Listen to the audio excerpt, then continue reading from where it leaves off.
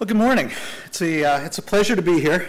I appreciate all the effort that Kantar has gone into to setting up today. It's a great day. It's a really unique group of people in the room today. Over the course of the next 25 or 30 minutes, we're going to talk about the video marketplace from the point of view of the Ogilvy Advanced Video practice, which I lead here out of the New York office.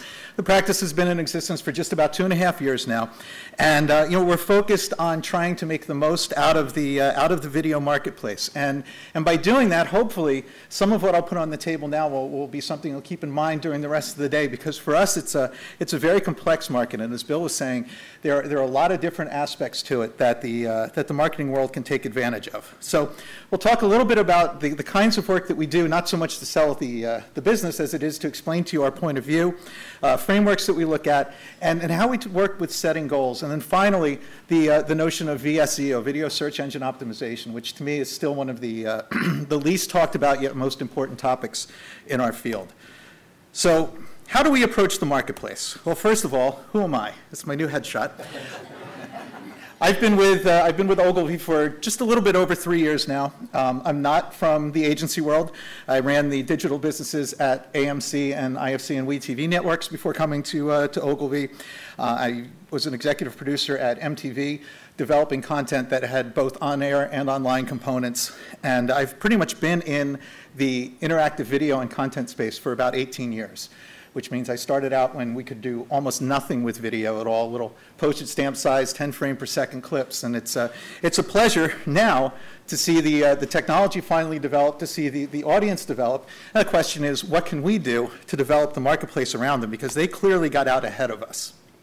So we believe in multi-channel video strategies.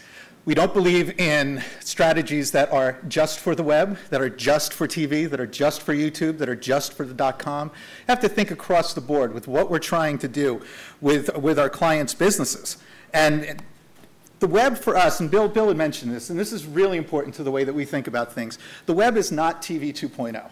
If all we're going to do with the web is run TV, essentially TVCs, before long-form programming on the web, we can all go off and have a few drinks early today because there's nothing exciting to talk about there. That's happening, that's going to keep happening. The question is, what are we going to do with the interactive medium at our fingertips? We can do a lot more than just have people sit back and watch cut-downs of TV spots.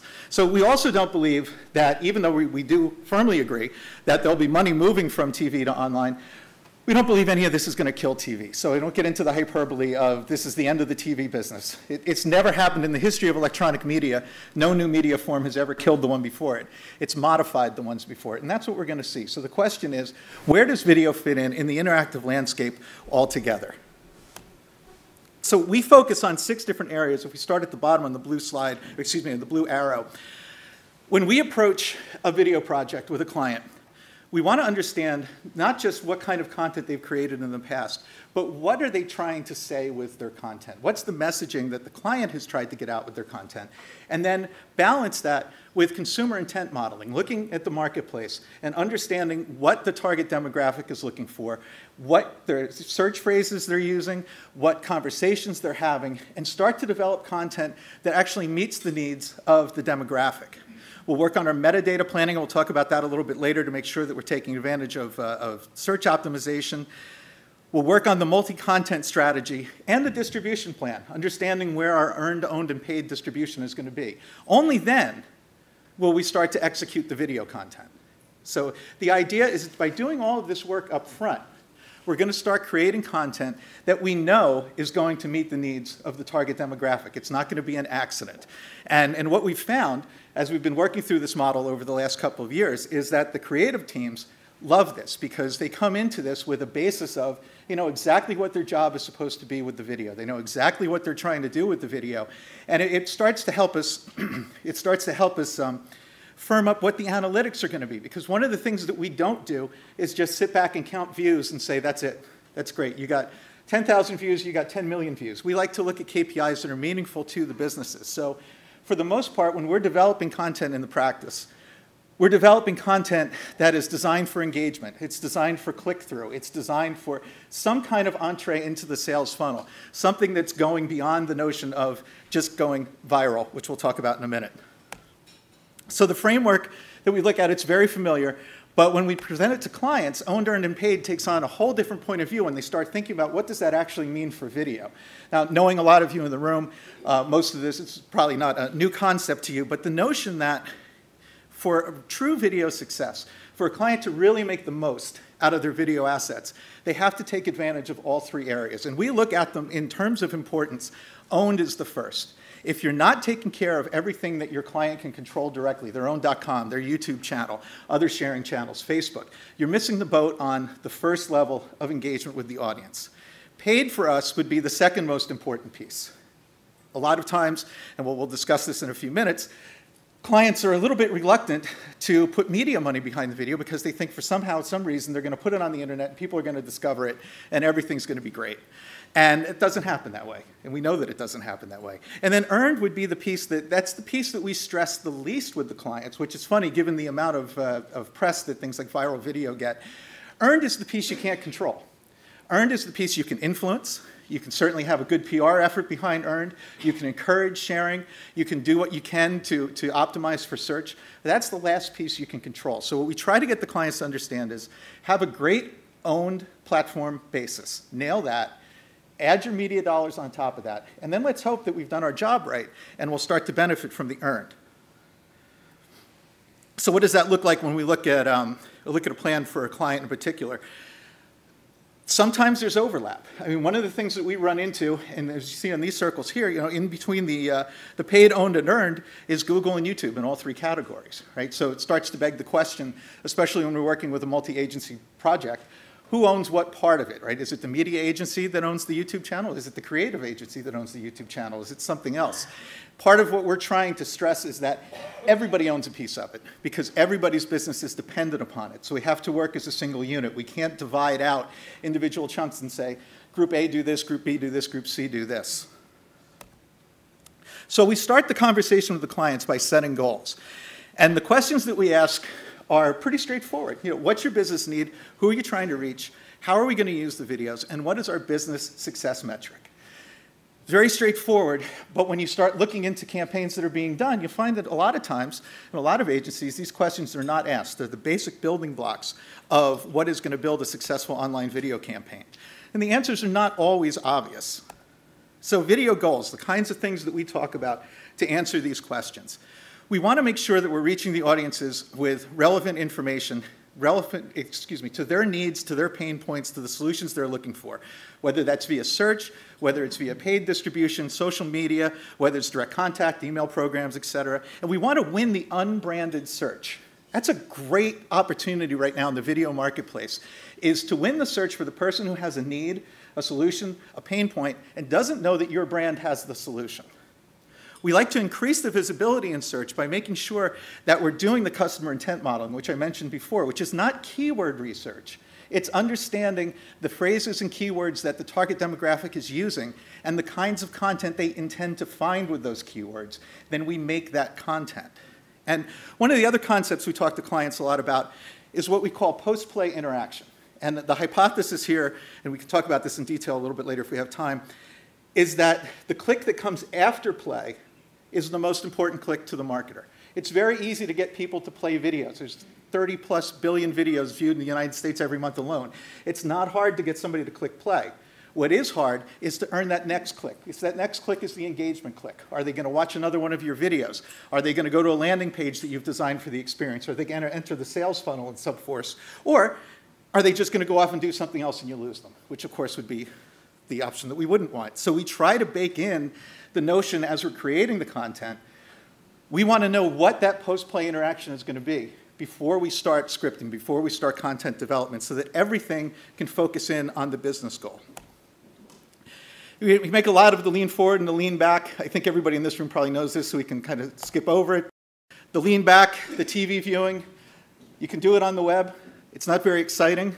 The lean forwards is what is exciting because this is what's different. This is the interactive piece. This is the place where we can actually make a relationship with the customer, which leads us to viral. It's my least favorite word in our industry. It's a word that when we start an engagement with a client, we outlaw in meetings. We're not allowed to say viral. Awareness is going to be the next word we outlaw, but viral is the first one. Viral is not a strategy. It is not a goal. It's a distraction. I believe personally that when we talk about viral video with the content, we're actually devaluing the strategy that all of our companies bring to the table. Because we're somehow suggesting that if we make a certain piece of content that people enjoy, it's going to take off with almost no investment. It's going to take off with almost no strategic planning behind it. We can just put it out there, and all of a sudden, people are going to find it. Why we don't say viral? It perpetuates a myth. It may be even a fantasy that a lot of clients come to us. I just had a client come to us, shall remain nameless, who said, I want you to make this video go viral. I said, okay. So first of all, he broke the rule, because he used the word viral. I said, but what's your goal? He said, I want to get 10 million views. I said, okay, what are we going to do with those views? Count them. Okay, why are we going to count them? So we know we got 10 million. It was on and on and on and on and on. There was no business reason behind it. It was just, I want to have more views than the next guy.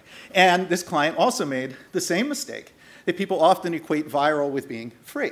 We're going to spend a lot of money to make this video, but we're not going to spend any money to distribute it because that's what viral does. We're just going to put it on the internet. It's going to take off. You have to educate the clients. No video earns large numbers of views without a trigger.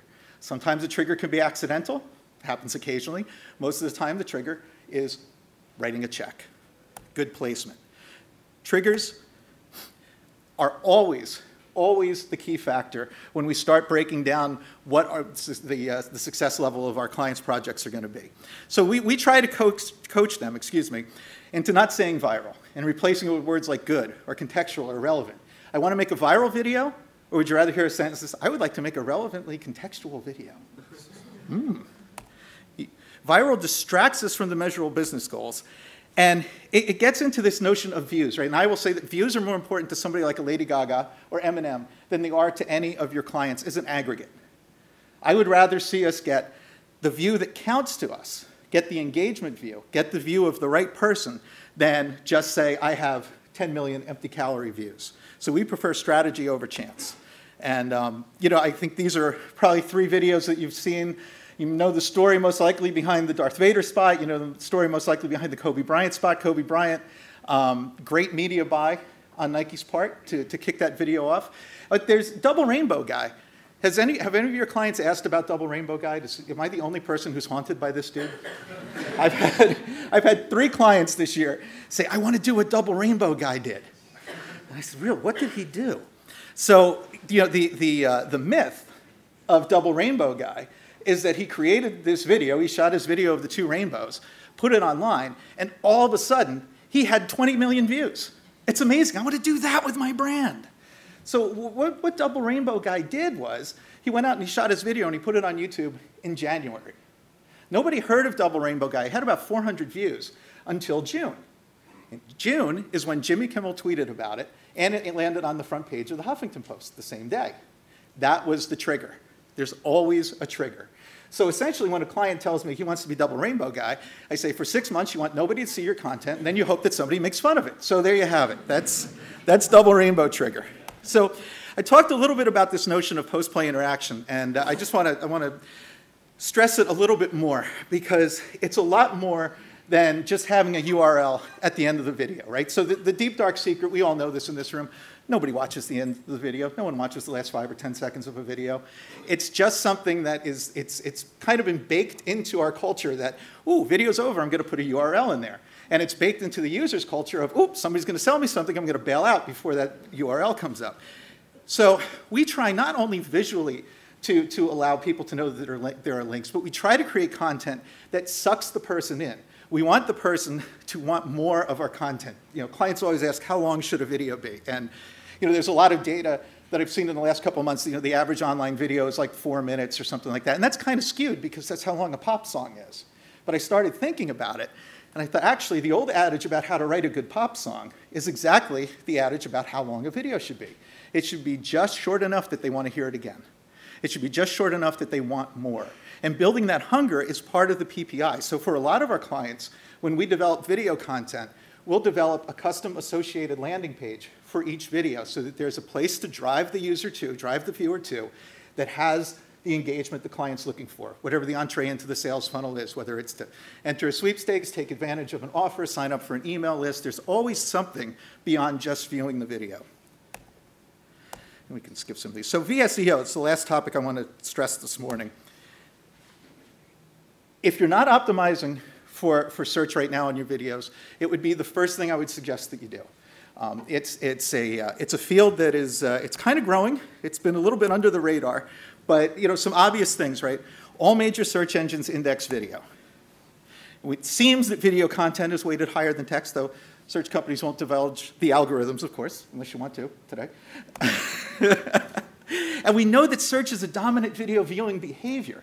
I think this is one stat that's getting lost, but when you look at how people consume video online, they're starting with search. And if you're not present in search, it's just like it was in the Wild West days of optimization for websites. If you, 7 or 8 years ago, if you're not optimizing, somebody else is, and they're the ones who are going to steal your views.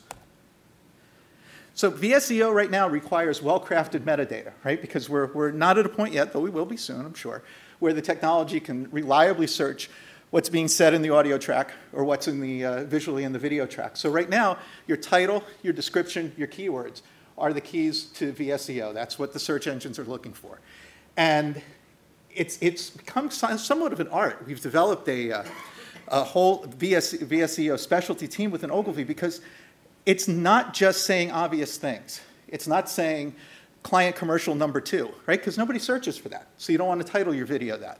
We find that a lot of times, even putting a brand name in a title hurts the VSEO value. Because again, people are searching for their need. They're searching for the content they want. They're not necessarily searching for a brand. So the playing field, as we look at it, using Google as an example, is that if you really want to win for your clients in search, video is a key piece of the puzzle. So on this slide, in the green areas, the paid areas, your straight SEM, right? You want to make sure that you're there. You want to make sure you're buying the keywords around buying the right keywords for your client's business. The owned areas, the gold areas, you want to make sure that your client's website is optimized, right? Both of those things are no-brainers. But then there's this kind of pink shaded area where it's a mix of owned and earned, where your videos on YouTube can come up, where your videos on other sharing sites can come up, where reviews of your products can come up, where blog posts about your videos can come up. And when you start looking at owning the search landscape and really planning out ahead of time how your videos are going to play in it, you can use video to start to dominate the shelf space in search. So we have clients right now, especially in the B2B world, who have campaigns running with more than 100 videos that are all based upon this notion that they're going to win in search, and that's how the videos are going to pay off for them. And they don't measure the success of those videos by how many views they get. They measure them by conversion. Who came to the video, did they click through, and did they engage with my experience after they clicked through? So I'm gonna jump through the metadata slide, because I think this is pretty obvious to everybody here, but metadata is the key to the universe. I firmly believe that. One point, especially with metadata, it should never be cute or inside baseball. We run into this a lot with creatives. They want to have extremely creative titles for their videos, which is great, as long as that's just scrolled on the top of the DVD and not what you put in the title on the web. Because again, you want it to be something that your customer can relate to.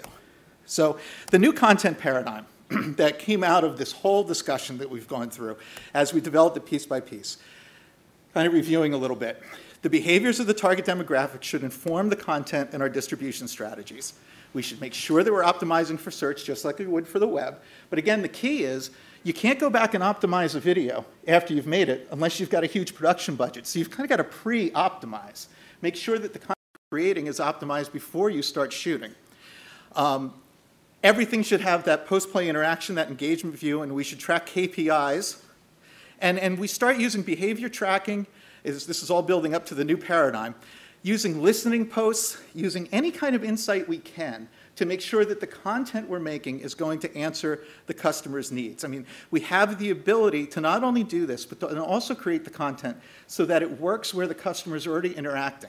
It's not about trying to disrupt the customer's experience. It's about trying to get your content in front of them where they already are. So I mentioned intent modeling. We'll skip a little bit. I had slides for about a 5-hour session today, so you'll have to excuse me. I'll be doing it tonight down in the subway station if you want to see the rest of it. So the model for success. And this is what, when we engage with the advanced video practice at Ogilvy, this is what our clients go through as a step-by-step process. We do the intent modeling and keyword analysis. We do our market insights, our social media monitoring, our listening, our web scraping, and we take all of that data and mix it together to influence what goes in the video, what's going in the associated web content that we're developing with the video, what's going in the metadata for the video, what's going in any PR that's going on around the video, with the idea that we're going to use this research that tells us what the customer is looking for to create a volume of content that no matter how they find it, no matter how they come into it, whether they come to the video first, the landing page first, they see a press release first, it's all driving them towards the business goal that the client wants the most. And then the final piece, of course, is the tracking and the analytics, which right now, it's as everybody in this room knows, right? I mean, we're so far from having standards that are really meaningful across the industry that it's very hard to approach a client and say, here's how we're going to measure your product. So what we try to do is for each client customize the reporting so that it means something to how they already think of their web data coming in, how they already track their KPIs, rather than trying to get them to accept an entirely new model. So when we do this, some of the aggregated learnings we've had over the 25 clients or so that we've worked with the advanced video practice. Just doing intent modeling alone will increase your organic traffic 400 to 700%. That's just about basic core optimization. We know from practice that video draws a highly interested, a very self-selected audience. If people take the time to watch video, especially people who watch multiple videos in a row, they're interested in your content. The PPI engagement rates that we see for multiple clients are above 80%. What that means is the people who click through from the video to whatever our engagement experience is, 80% of them interact with that engagement experience. That's far above the baseline for all of the clients that we're working with on this. So it's a pretty dramatic audience that we're reaching. They're coming in, and that's why I say that they're self-selected, they're highly interested. These are people looking to engage. We see click-through rates on videos on sites like YouTube that are consistently higher than the click-through rates for banners or SEM for the same content. And again, this goes across the board for multiple clients. So if a client's, whatever a client's click-through rate is in search, our target for the video is to just be a little bit better than that. And it's really not that hard a target to reach. If you go through the PPI process, if you really think about driving people to an experience, you will get tremendous click-through rates. We also know that renewed content brings a long-tail boost to archive content. That's probably not a surprise to most people here, but it's different for our clients to hear that because they're used to thinking about campaigns. So a TV spot to them has a limited shelf life. It's going to be 3 months, it's going to be 6 months, whatever it's going to be. And we come in and we're coaching them to make video that's going to be valid for 2 to 3 years. And the reason we do that is that that content can always work on the owned level, on the organic level. It can always be out in the marketplace. And as you bring new content on, it lifts up the audience for the older content. But it's almost like having salespeople out in the field that you don't pay anymore, but they're still out there selling for you. And we know that when we do this right and we get this evergreen model going, that the total cost per click for content will rival search and banners because we're now not saying we're going to measure the value of this clip over 3 months. We're going to measure the value of this clip over 2 years. So a clip that's out there working for you 6 months from now is going to have an incredible ROI if it's still out there working for you 18 months from now. And we have our earliest clients that we've worked with the video practice have now been in the market with some clips that are 24 months old. And they're still out there working, and they're still out there driving traffic.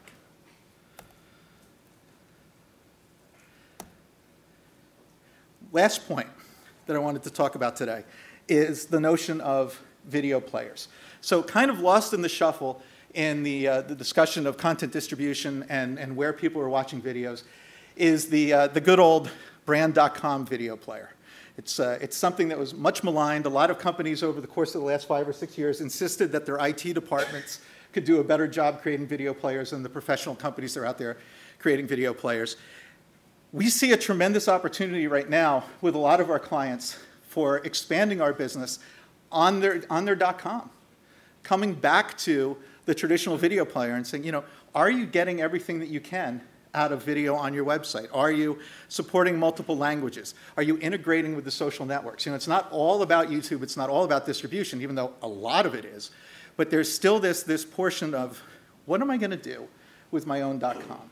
And you know, we've been steering clients towards working with third-party solutions like Brightcove or Uyala, rather than trying to keep up with technology themselves. So I have a client right now who insists on doing their own video player, and he's really excited because in 6 months you're going to be able to see his videos on an iPad. It's right up there. I don't know about an iPad 2, but you know, it's about making sure that we're thinking of the entire picture when we talk about video with our clients. And I just threw this in because this, to me, this is the one piece that kind of gets lost in the shuffle. But what we're doing on our client's website is still dramatically important to video strategy. And that's that. Hope this is of interest to you. Great.